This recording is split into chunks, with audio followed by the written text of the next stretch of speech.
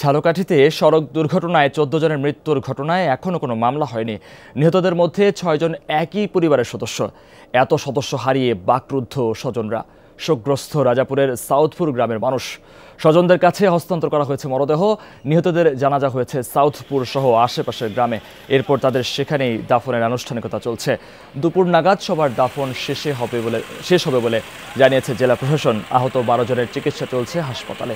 এদিকে ঘাতক চালক ও হেলপারকে আটক করেছে পুলিশ। জব্দ হয়েছে ট্রাকটি। ব্রেক ফেল হয়ে নিয়ন্ত্রণ হারানোর কারণে এই দুর্ঘটনা, প্রাথমিক জিজ্ঞাসাবাদে জানিয়েছে চালক। এই ঘটনায় ৪ সদস্যের তদন্ত কমিটি কাজ করছে।